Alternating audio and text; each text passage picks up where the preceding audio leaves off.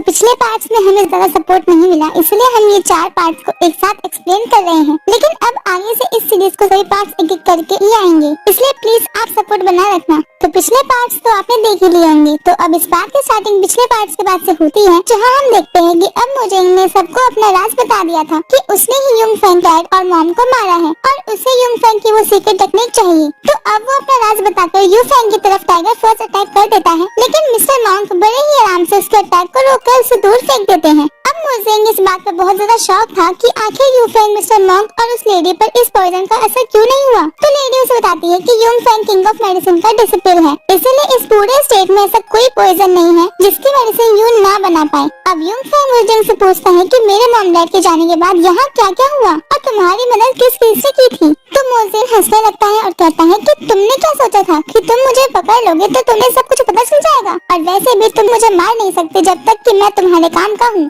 अब वो ऐसे ही बातें कर ही रहा था कि तभी उनकी तरफ कुछ पॉइजन नीडल्स आती है, लेकिन मिस्टर मॉन्क बैरियर बनाकर युंग फेंग को बच्चा लेते हैं, पर मोजेंग उन नीडल से नहीं बच पाता। दरअसल वो नीडल स्पेशली मोजेंग के लिए ही थी, जिससे वो अपना मुंह ना खोले। अब युंग फेंग के साथ वो लड़की जिसका नाम निक्की था, वो उन नीडल्स की तरफ जाती है और यहाँ पर मिस्टर मॉन्क युंग फेंग को बताते हैं कि मोजेंग की सांसें अब नहीं चल रही हैं। अब कुछ देर में निक्की वापस आती है और उन दोनों को बताती है कि 3 लोग थे जिन्होंने ये नीडल्स फेंकी थी, और फिर निक्की कहती है कि मैंने उनके पीछे एक लोकेशन फाइंडर बटरफ्लाई को भेज दिया है, जिससे अब उनकी लोकेशन इजीली उन्हें पता चल जाएगी। अब युंग फेंग से पूछती है कि क्या मैं बाकी मास्टर्स को मार दूं, क्योंकि वो बाद में हमें दिक्कत दे सकते हैं, लेकिन युंग फेंग मना कर देता है। अब निक्की पहले तो नहीं मान रही थी, पर बाद मिस्टर मॉन्क भी उसे समझाते हैं तो वो हाँ कर देती है, और वो मास्टर ठीक होने के बाद थैंक यू बोलकर वहाँ से भाग जाते हैं। अब सीन चेंज होता है और अगले सीन में हम उसी जगह पर आ जाते हैं जहाँ 7 साल पहले मोजेंग और उसके लोगों ने मिलकर युंग फेंग के पेरेंट्स को मारा था। अब युंग फेंग वहाँ पर आकर मिस्टर मॉन्क और निक्की को बताते हैं कि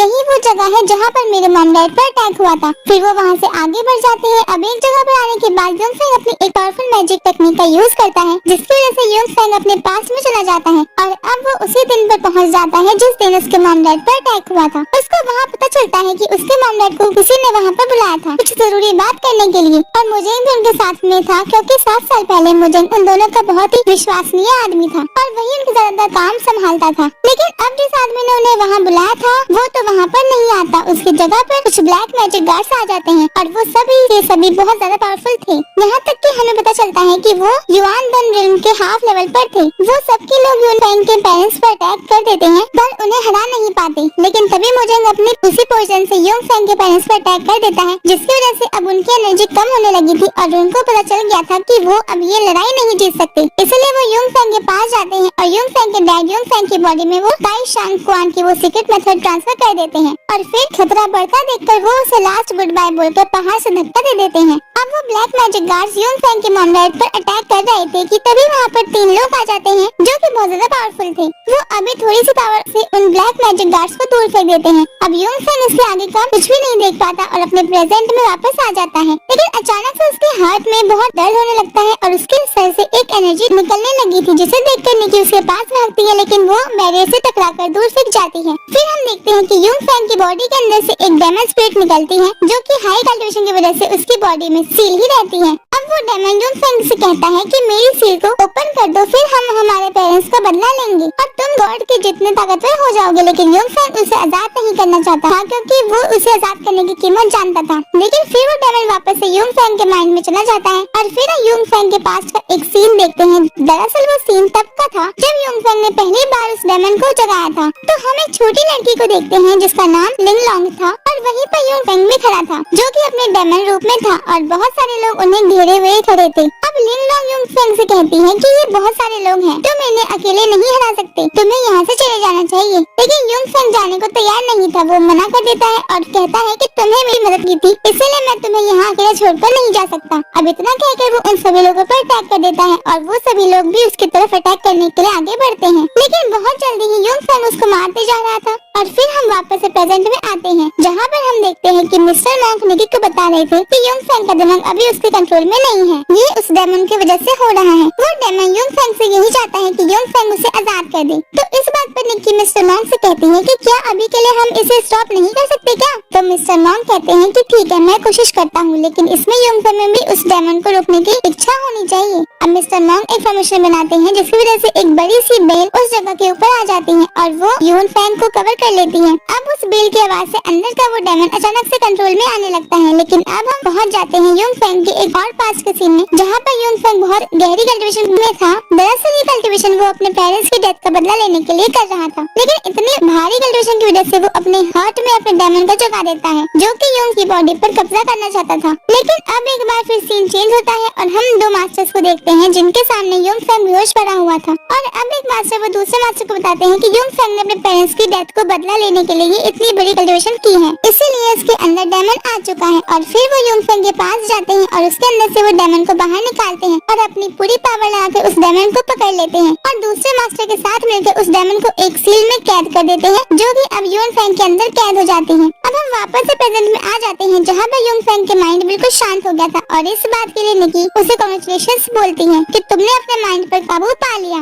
अब कुछ देर बाद युंग फैंग निकी से कहता है कि वो 3 लोगों का पता लगाओ कि आखिर वो गए कहाँ। हमें उन्हें जल्द से जल्द ढूंढना होगा, क्योंकि मुझे जल्दी से जल्दी अपने पेरेंट्स का बदला लेना है। लेकिन अब निकी मना करती है और कहती है कि पहले तुम अपनी एनर्जी को रिकवर कर लो, फिर करना फाइट। लेकिन युंग फैंग कहता है कि अभी इसका टाइम नहीं है, मुझे पहले उनसे बदला लेना है। लेकिन फिर मिस्टर मॉन्क भी युंग फैंग को समझाते हैं कि निकी सही कह रही है और वैसे भी हमारे दुश्मन मोजेंग जैसे वीक नहीं होंगे। अब युंग फैंग मान जाता है और आगे बढ़ जाता है। उसके बाद हम वो 3 लोगों को देखते हैं, जिनके पीछे वो बटरफ्लाई पड़ी हुई थी। अब वो बटरफ्लाई वापस आती है, जिससे निकी को पता चलता है कि वो लोग पॉइजन माउंटेन सेक्ट के लोग थे। अब ये बात युंग फैंग को बताती है, तो युंग फैंग उसे कहता है कि ये सेक्ट तो इसी एम्पायर में आता है। तो निकी कहती है कि क्या हमें कल वहाँ चलना चाहिए? तो इस बात पर युंग फैंग उसे कहता है कि हम वहाँ जरूर जाएंगे, पर उससे पहले मुझे कहीं और जाना है। तो निकी पूछती है कि कहाँ? तो युंग फैंग कहता है कि तियांग विलेज, क्योंकि मुझे उनसे पता लगाना है कि किसने मेरे मदर फादर को मारा है। अब हम अगले सीन में पहुंच जाते हैं पॉइजन माउंटेन सेक्ट, जहाँ पर वो तीनों गार्ड्स आकर वहाँ की लीडर मारिया को बता रहे थे कि लिंगशिन का सन युंग फैंग अभी जिंदा है और उसके पास वो उसके डैड की सीक्रेट टेक्निक यानी कि हेवनली गॉड धर्मा बॉडी भी है। इस पर मारिया बहुत खुश होती है। वो तीनों गार्ड्स बोलते हैं कि हमें कुछ भी करके युंग फैंग को रोकना ही होगा। तो मारिया कहती है कि हाँ, हम उसे जरूर रोकेंगे।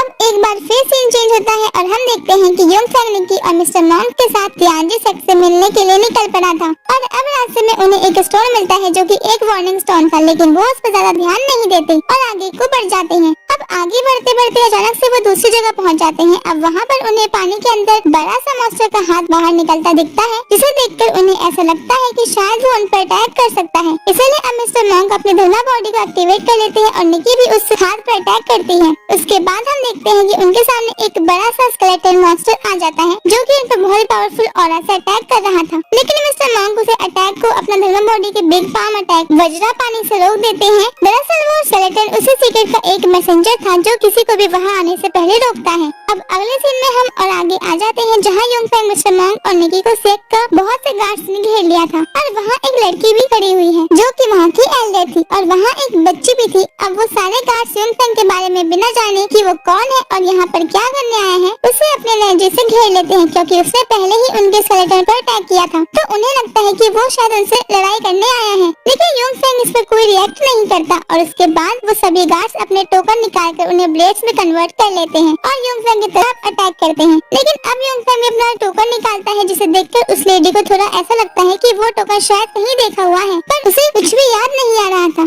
अब युंग फैंग उस टोकन की मदद से बच गया था और उसके बाद वो एक बड़ी सी ब्लेड बनाता है और उन लोगों पर अटैक करता है, जिससे वो सब लोग बच नहीं पाते।